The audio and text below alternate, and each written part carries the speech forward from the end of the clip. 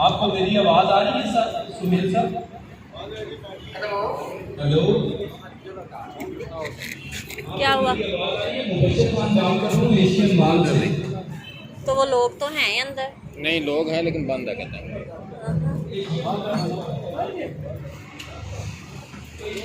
चलो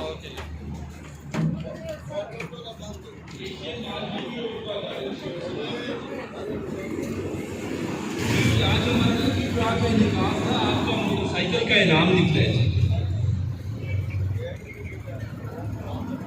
जी जी, हसन अब्दाल वाली ब्रांच में जी। अभी अगर आप तशरीफ ले आएंगे तो हमारे लिए बड़ी एजाज की बात होगी जी, प्लीज। जज़ाकल्लाह।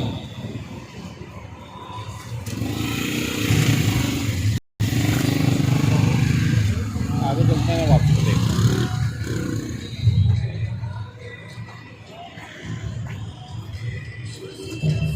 पंडाल के अंदर मौजूद सबसे ज्यादा कूपन किस हमारे मुअज़्ज़िज़ कस्टमर के पास है? पंडाल के अंदर मौजूद सबसे ज्यादा कूपन किस मुअज़्ज़िज़ कस्टमर के पास है? जी प्लीज किसी। जब मैं गाड़ी में जाके बैठ गई तो एकदम से आवाज़ आई कि पंडाल में सबसे कम उम्र बच्चा किसके पास है। तो मैंने गाड़ी में बैठे कहा हमारे पास है, हमारे पास है 6 माह का बच्चा। मम्मा कहती है भाई जाके बताओ मेरे पास सबसे छोटा बच्चा है। तो उन्होंने शायद कोई गिफ्ट वगैरह देना था, लेकिन इतनी ठंड में किसने निकलना था बाहर। अस्सलाम वालेकुम, welcome back to my channel, welcome back to another vlog. उम्मीद करती हूँ आप सब ठीक होंगे, मैं भी ठीक हूँ। तो यहाँ संडे का दिन था, आज रज़ी की आखिरी छुट्टी थी क्योंकि इन्हें सीज़न की 6 छुट्टियाँ मिलती हैं। तो हम लोगों ने थोड़ी सी ग्रॉसरी करनी थी, तो मम्मा ने कहा आज ही चलते हैं। पहले सुबह से वेट कर रहे थे कि ज़रा धूप निकल आए अच्छी सी, लेकिन नहीं निकली। फिर एक दो काम घर के थे जो करने थे, तो हमने कहा था शाम तक चले जाएंगे। तो जब हम लोग निकले, हम लोग एशियन मॉल गए हैं। हमने कहा कि अंदर ना जाना पड़े, जीटी रोड से हमें सारी चीज़ें मिल जाएं।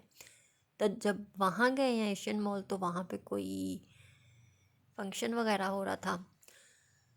तो अंदर हालांकि सब खुला हुआ था, मॉल तो खुला था, लेकिन शॉपिंग वगैरह नहीं हो रही थी ना, उन्होंने बंद किया हुआ था। तो फिर हमने कहा अब हमें अंदर जाना पड़ेगा। तो रज़ी ने कहा हम थोड़ा सा आगे देख लेते हैं, मे भी कुछ हो, कोई और मॉल भी हो ना, कि हमें अंदर ना बस जाना पड़े। अंदर जाना बड़ा मुश्किल लगता है। तो जब आगे यहाँ पे था वहाँ सेल मेला, यहाँ भी हम कभी कभी नहीं गए। हमने कहा यहाँ से चीज़ें मिल जाएंगी। तो जब बाहर लिखा देखा, रज़ी ने कहा एक दफ़ा अंदर से होके तो आओ, यहाँ पे बहुत सारी चीज़ें मिलती हैं जो हमें चाहिए, या बस वही प्लास्टिक की या ऐसी वैसी कोई चीज़ें हैं ना ये। तो यहाँ पे क्या हुआ था कि रामीन मेरे पास थी, दादा अब्बू खोल के अपना दरवाज़ा बाहर निकल गए।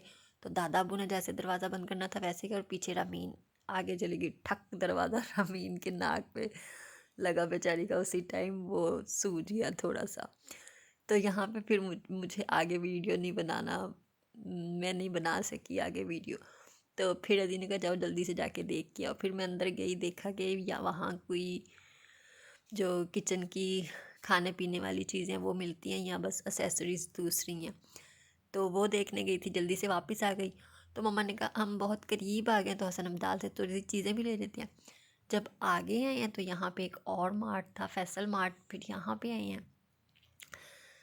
तो फिर हम लोग अंदर गए हैं, सारी चीज़ें ली। आज हमारे साथ क्या हुआ था मज़े का, कि सुबह हम लोगों ने खाई थी हलवा पूरी 9:30-10 के करीब। उसके बाद सारा दिन किसी को भूख नहीं लगी। जब हम लोग निकलने लगे 3:30, मैंने रज़ी से पूछा अगर आपने कुछ खाना है तो मुझे बता दे। मामा लोगों ने कहा मैं हमने नहीं खाना, भूख नहीं है। तो मैंने रामीन के लिए सैंडविच बनाया था, मैंने रज़ी से कहा थोड़ा सा खा लें। रज़ी ने कहा बिल्कुल भी भूख नहीं है। तो मैंने रामीन को खिला दिया, ख़ुद थोड़ा सा खा लिया, चाय पी ली।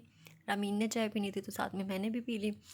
अब यहाँ पे क्या हुआ कि इन लोगों को शदीद किस्म की भूख लग गई।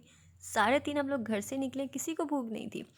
4:15 के करीब सबको भूख लग गई।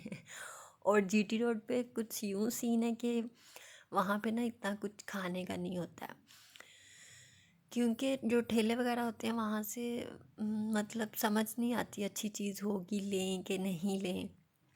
तो हम लोग ना ऐसे जीटी रोड से नहीं लेते, अंदर से ले लेते हैं, लेकिन जीटी रोड से कभी भी नहीं ली है। तो और एक मज़े का सीन यहाँ पे क्या हुआ था कि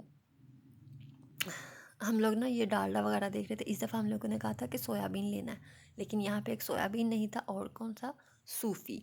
क्योंकि आजकल रेट इतने ज़्यादा हैं, तो हमें किसी ने कहा था कि आप लोग ना एक दफ़ा ये सोयाबीन और सूफ़ी यूज़ करके देखिए। डालडा वाकई में बहुत महंगा जा रहा है, इतना भी कोई अच्छा नहीं है कि बंदा कहे कि जी डालडा ही खाना है और कोई यूज़ नहीं करना है। तो फिर हम लोगों ने देखा हर जगह पे ना 2045 का आया ये, लेकिन यहाँ पे हमें 100 रुपीज़ का ना फिर डिस्काउंट मिल गया, हमें 1945 का मिला था। और हर चीज़, चीनी पे भी 150 का फ़र्क, पत्ती पे भी। इस दफ़ा हमने लिप्टन नहीं ली थी, कोई और ली थी। अच्छा, हम लोग ना आजकल रेट देख के चीज़ लेते हैं। सीरियसली आजकल हर कोई रेट देख के चीज़ ले रहा है कि इतनी महंगी चीज़ें होती हैं। जब मेरी शादी हुई थी, मेरे चचा की अपनी ये सारा जनरल स्टोर था, सब चीज़ें हम लोग वहीं से लेते थे। कभी नहीं पता था घी कितने का, चीनी कितने की, दाल कितने की, पत्ती कितने की, मुझे तो बिल्कुल भी नहीं पता था। ससुराल में आके मुझे पता चला कि पत्ती का पैकेट कितने का आता है, चीनी कितने रुपए किलो होती है। तो इनके साथ साथ रह के ना मैं भी बड़ी अच्छी बच्ची बन गई हूँ कि मैं ना, मम्मा मुझे फिर अंदर भेजती हैं साथ ना रज़ी के। तो मैं चाहती हूँ कि रेट देख के चीज़ लेनी है। यहाँ कितने की है, जो लास्ट टाइम ली थी उस मॉल से, वहाँ कितने की थी। लेकिन यहाँ सीरियसली हर जगह से ज़्यादा अच्छी और सस्ती चीज़ें। यहाँ पे मेरे ख्याल में ये नया खुला था, इतना कोई रश नहीं था, बिल्कुल भी रश नहीं था। लेकिन ना सीरियसली इसमें बहुत अच्छी चीज़ें हैं और बहुत सस्ती, रीज़नेबल प्राइस में।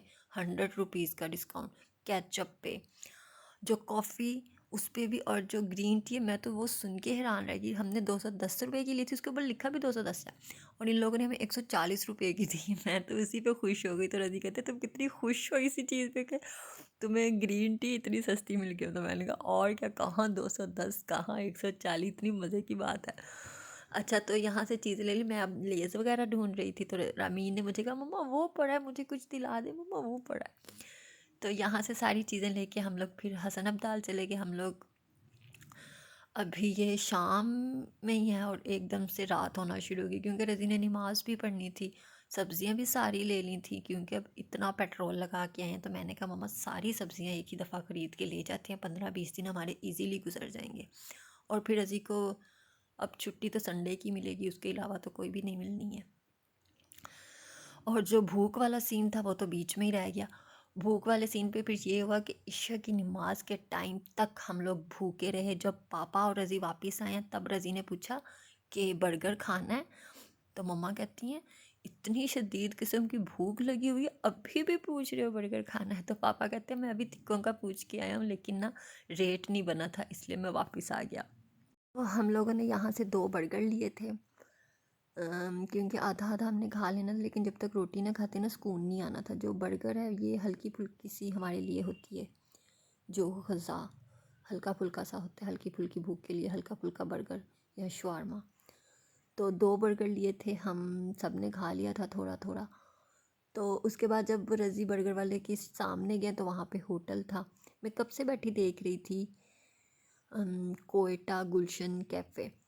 तो मैं ना उसकी हल्की सी वीडियो लेना चाह रही थी कि मैं अपनी कज़न को भेजूँगी कि नाम देखो कोयटा गुलशन कैफ़े क्योंकि मेरी कज़न का नाम गुलशन है। लेकिन ना वो अंधेरा हो गया था, उस नाम पे ना लाइट आ रही थी, मतलब लाइट्स थी। तो वो मेरे कैमरे में ना वो लाइट की वजह से नाम नहीं आ रहा था सही तरह से। तो जब तक हम वहाँ गए हैं, मेरे काके ने तो तूफ़ान मचा दिया रो रो के, क्योंकि जाहिर सी बात है अब इतनी देर के निकले में गाड़ी में वो थक जाता है, उसने लेटना होता है, टांगे शांगे मारना होती हैं। हमने लेटाया भी गाड़ी पे, लेकिन बच्चे को पता है कि मैं सीट पे हूँ, बेड पे नहीं हूँ। तो फिर मैं बिल्कुल भी मोबाइल नहीं निकाला, और भूख से इतनी बुरी हालत थी, कुछ अच्छा नहीं लग रहा था, बस ये था कि पेट में कुछ चला जाए। तो फिर 2 बर्गर लिए। मैंने कहा इससे अच्छा तो फिर मम्मा हम लोग रोटी, मम्मा ने कहा रोटी, मैंने कहा इससे अच्छा तो फिर रोटी सालन ले लेते ना, भले यहीं पे बैठ के खा लेते, थोड़ी भूख ख़त्म हो जाती। लेकिन बर्गर खा के सुकून मिल गया था। फिर हम लोग घर पे गए, सैलड बनाया और फिर रोटी खाई हम लोगों ने। बस ये था हल्का फुल्का सा आज का ब्लॉग। पसंद आए लाइक कीजिएगा, चैनल को सब्सक्राइब कीजिएगा। मिलते हैं अपनी नेक्स्ट वीडियो में, तब तक के लिए अल्लाह हाफिज़। अपना बहुत सा ख्याल रखिएगा।